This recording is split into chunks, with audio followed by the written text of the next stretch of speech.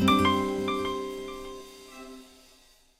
don't think people recognize that it's very easy and they can be very effective at stopping genocide. We all can be Oskar Schindlers. It's in the worst situations when I have been the most frustrated and the most distraught and the most hopeless that I have seen the resiliency and the joy from the people who are experiencing this on a daily basis that has really kept me inspired.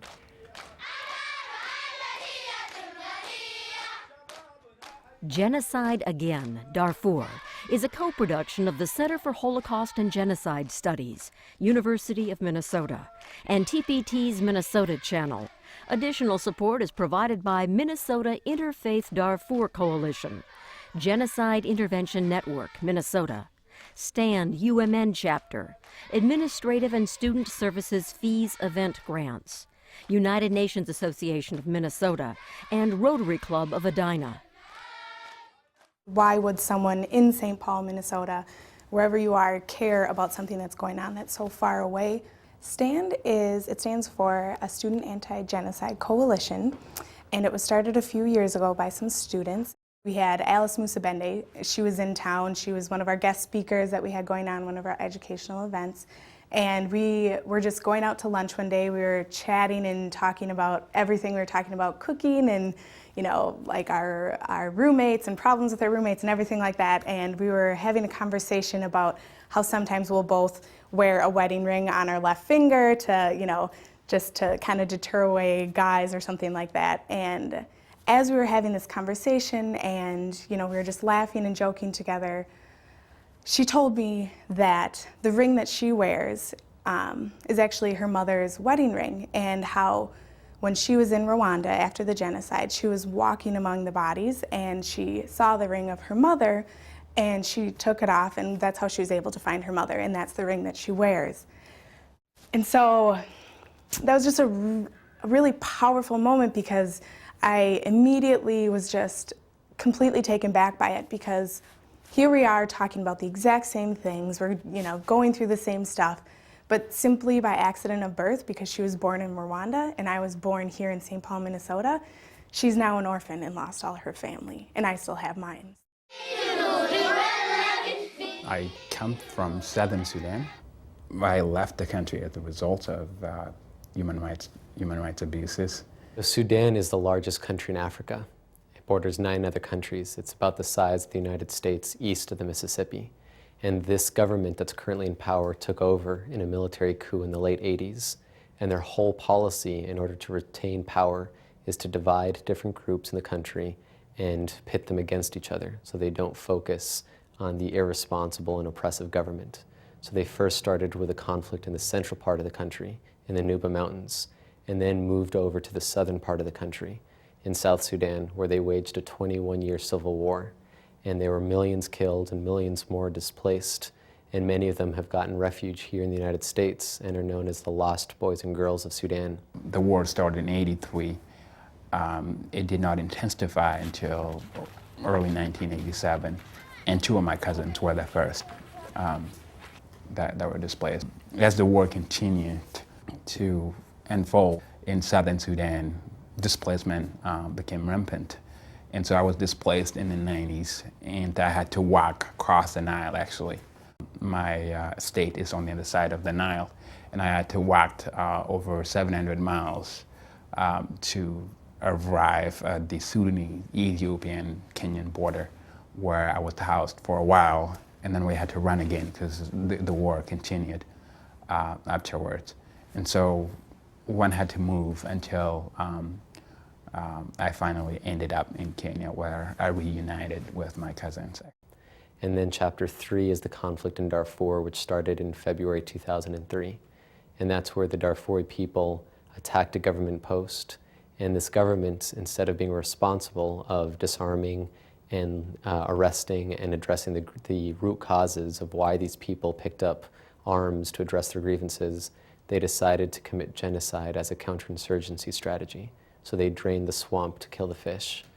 And the Sudanese government has done this for now. This is the 3rd time they're doing this in another part of the country. It's the same government using the same atrocities, the same campaign to exterminate a group of people in their own country to stay in power. I work with the American Refugee Committee International. We work throughout the world to try to address needs, whether it be in crisis situations or conflict, natural disaster, whatever the situation, and in many different phases, from the onset of an emergency through the more transitional phases to development. We're really there to support and provide services, whatever they may be, as the needs arise, and for the long haul. Darfur is probably one of our most challenging sites that we work in for a number of reasons. I think that the devastation, the complexities in Darfur are enormous. The needs are enormous, and the difficulties in getting into the area of Darfur from Khartoum, from the capital of Sudan, are challenging. ARC has, and most organizations have to remain completely neutral. If we do demonstrate that we're taking any sort of side in any of the situations we work in throughout the world, we work in Liberia, Pakistan, all of those areas, we really have to maintain that we are here to provide services, work with the community, and we are neutral. That is even more important in Darfur because it is an ongoing conflict. If we want to set up a clinic, for example, we cannot say we're going to set up a clinic in this particular region of Darfur and just that one clinic. We have to balance it out with, we will set this clinic up in the rebel area, and we will set a clinic up in the exact same way in the government-held area. If we don't have enough money to set up 2 clinics, we can't set up 1. We have to have that balanced out. So even though it's much more challenging, it ends up being more appropriate, and we are able to provide more services in the long run if we take that more challenging, difficult path. You know, initially, one thought that it was just a one day or a minute thing and it would just be over. So I ran knowing that in a day or 2 I would then reunite with my family. But it rather took many years, and that struggles, of course, continued until when one was able to go back and rediscover what had happened to the family or to the community at large. South Sudan had a lot of Americans, especially in the evangelical community in Texas, who had formed personal relationships with the people of South Sudan. Many of them had built churches, many of them sent Bibles and other aid over to South Sudan. Senator Bill Frist served as a doctor during some of his congressional recesses to help the people of South Sudan. And so there was already a group of Americans saying, this is important to me, we want to see this solved. There wasn't that base on Darfur. That's why we're trying to create a base for helping the people of Darfur. We had a very small number of elders that were also affected by conflict and who took care of us in guiding us all the way from Sudan to all these camps. And their mission was to give us the best they could, that is, to provide instructions on our future. And one of their work was to provide instruction in the camps. Education is really important to us since we have now lost our families. And so as we settled in places, they would always stand up and say, we will teach you under trees. And when I started school, I had to write letters on the floor, like in the desk. And that's what I did for like 2 years, A, B, C, Ds. And then came the exercise books, which for one book, you would share it with 3 other students and would be cut into 3 pieces. When people hear about Darfur, our brains somehow put that information in the same bucket as Katrina or the tsunami, and that is to treat genocide or mass atrocities as a natural disaster. And that's a critical and fundamental mistake, because all the violence in Darfur or Congo or Burma, all of this is caused by other human beings. Genocide is not inevitable. It's not a tidal wave. It's not a hurricane. It's Janjaweed militia or government forces throwing 4-year-olds into burning huts or raping 60-year-old women because of what tribe they belong to. The bulk of what we do is simply throw bags of rice in the face of genocide. And what we have to do is stop treating genocide and mass atrocities as a humanitarian crisis and start treating it like a security crisis. The one story, just to give an example of what's happening in Darfur, is this woman called Halima Abdelkarim. I believe she was 14 years old, and she belonged to the Dajo tribe in eastern Chad. So she's actually not from Darfur, but from neighboring country in Chad. And because we have failed at stopping the genocide early on, the Janjaweed crossed the border and attacked her village. And she was 4 months pregnant, and the Janjaweed killed all the men and boys in her village. And they rounded up all the women and children and gang raped them for 2 straight days. This was mostly 8 to 10 men raping from 4-year-old babies to 60-year-old women, not just using their bodies. They're using knives, they're using guns, they're using the firewood that they use to cook their food. And after 2 days of this straight torture, they released the women and children, and Halima and her sister were walking away, and her sister, who was in charge of the donkey, asked if she could take the donkey along with them, because the donkeys, as farmers, is part of their livelihood. It's used to plow the land, it's used to carry water from the wells back, and the Janjaweed objected and shot her sister in the head. So Halima had to walk miles and eventually made her way to a refugee camp. Fast forward 6 months later, Halima has already given birth to her baby, and because we fail at doing more than just talking about stopping genocide, the Janjaweed attacked her refugee camp, and they grabbed her baby, threw it on the ground, and said, "You will no longer have black babies, you'll have Arab babies," and proceeded to rape her and other women and children in the camp. This is one story of hundreds of thousands of women and children and others that are being attacked in Darfur and Sudan and other parts in the world, where they might come up as one statistic because they were attacked once, but it's important to realize that a lot of these people are repeatedly attacked because we don't do what it's necessary to stop them. I think that one of the most important things for people to understand about providing services in Darfur is that security is at such a heightened level that a lot of times our staff, which is 95% local staff, often feel that we are just spending all of our time on security issues. But there is a 1% where we're actually providing services, and that 1% is more than worth it. So we are now providing emergency obstetric services in 3 different clinics. We have 11 clinics that provide primary health care. And then we also do a lot of water and sanitation and hygiene activities, a lot of agricultural activities. I started a career in stopping genocide because 4 of my grandparents are Holocaust survivors. And my parents met, got married, and they raised my sister and I in Ecuador.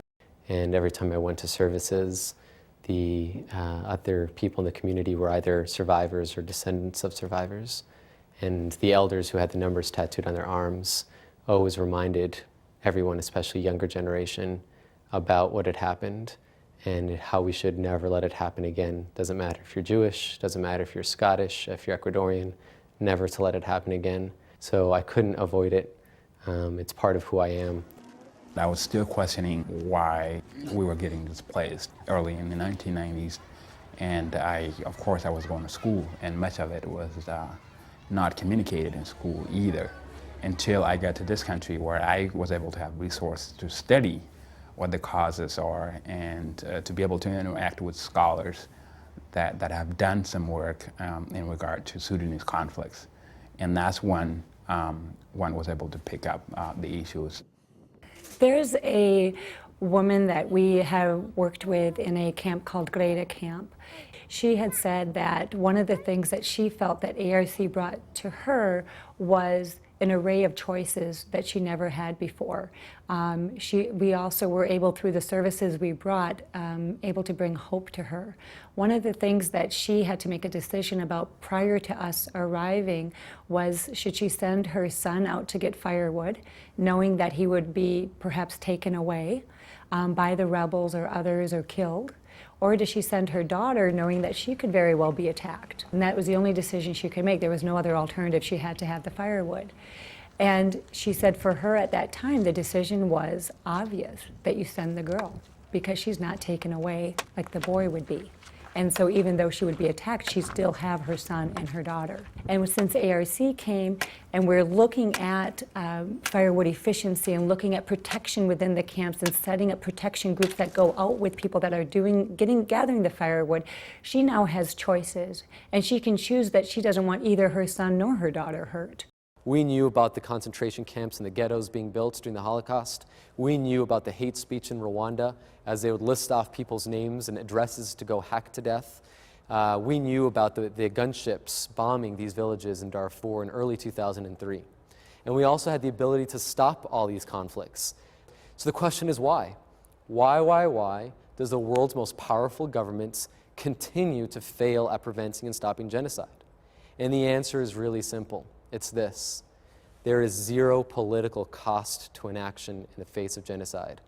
There is not one of you who will ever vote or give a campaign contribution or not vote or not give a campaign contribution based on someone who's running for office who will not do anything in the face of genocide.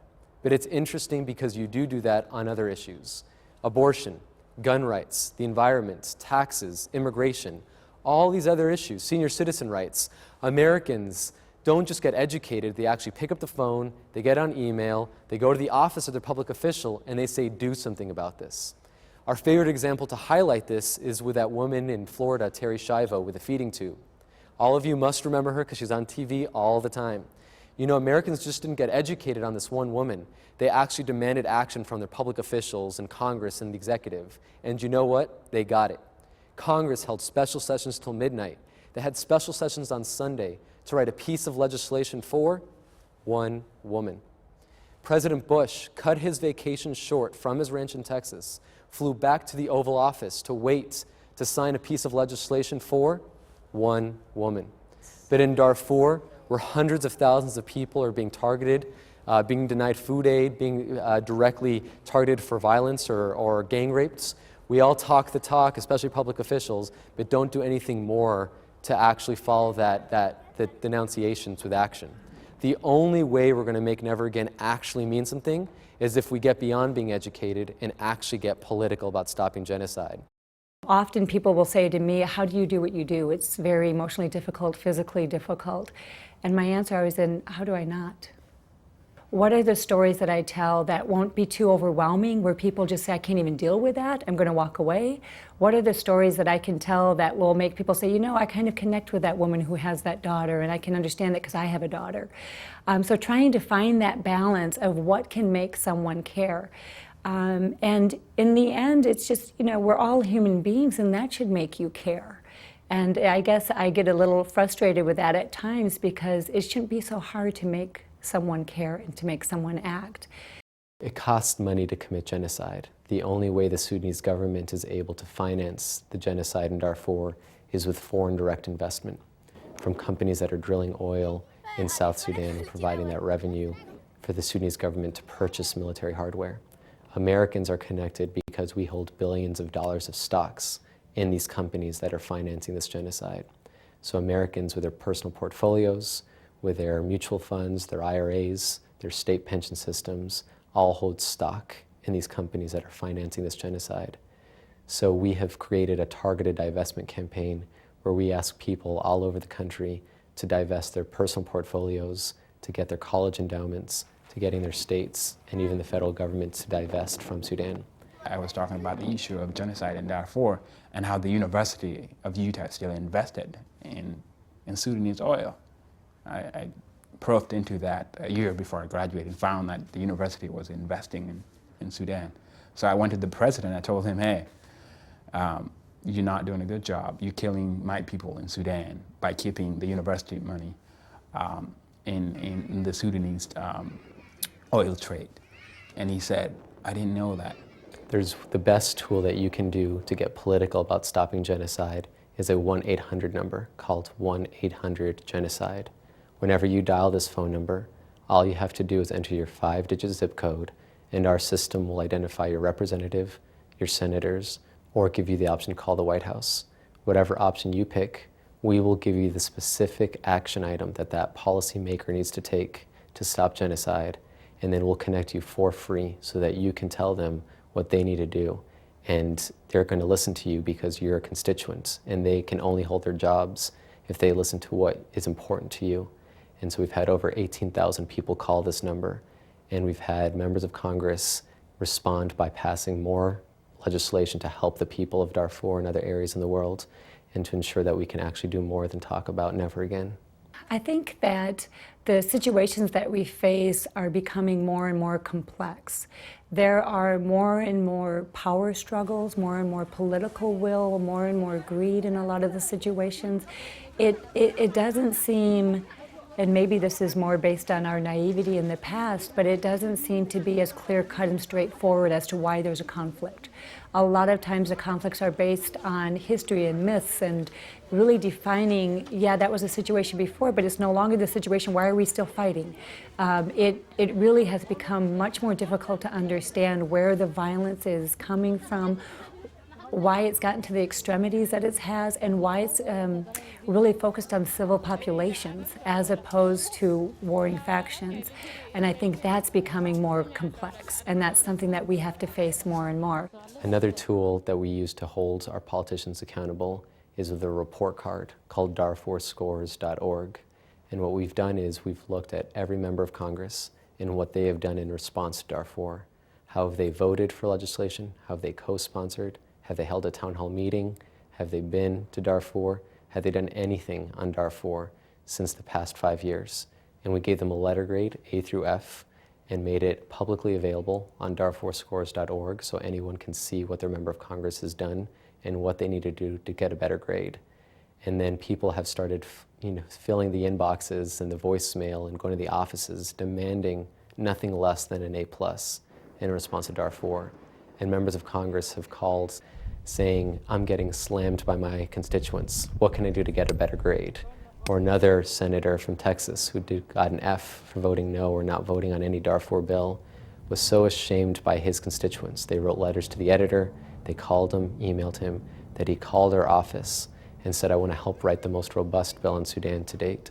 So last year we wrote the Sudan Accountability and Divestment Act, and in November 2007, both houses of Congress passed the bill, and on December 31st, President Bush signed it into law.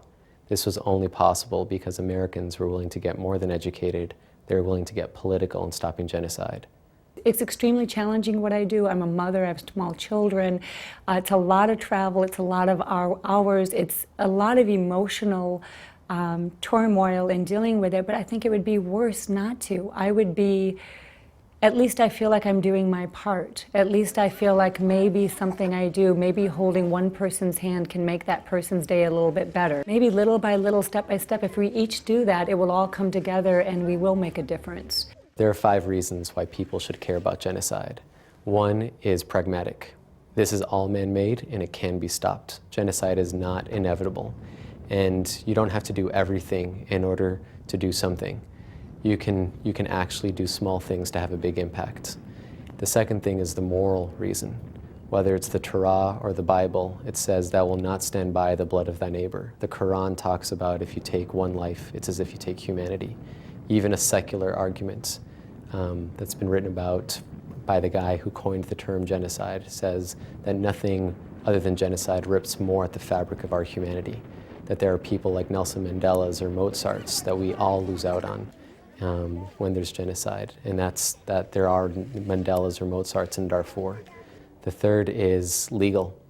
The United States has signed and ratified the Genocide Convention. It's the law of the land. We have declared the conflict in Darfur genocide. We are legally obligated to do something about it. The fourth reason is economic, and that is an ounce of prevention saves a pound of cure. And there's been lots of studies that shown that we could have saved billions of our tax dollars had we prevented or immediately responded to major humanitarian crises in the 1990s. So if you're a fiscal conservative, preventing and stopping genocide is smart. We save our tax dollars. And the last one is security, and that is President Bush has declared the crisis in Darfur a threat to our national security.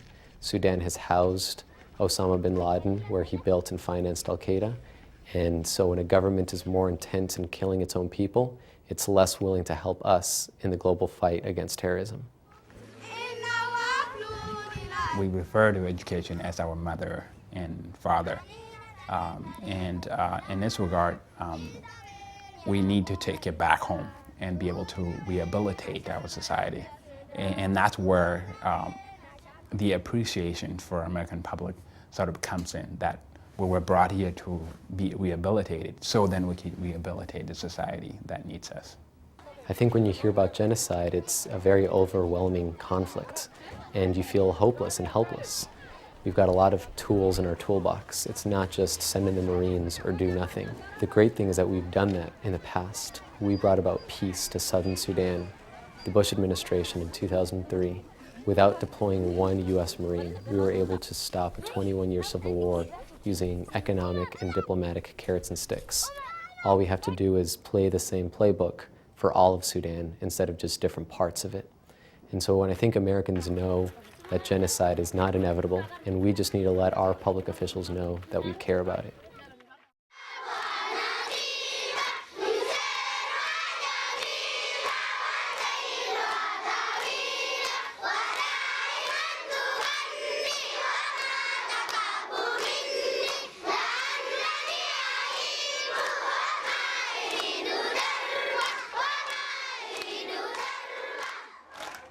Genocide Again, Darfur, is a co-production of the Center for Holocaust and Genocide Studies, University of Minnesota, and TPT's Minnesota channel.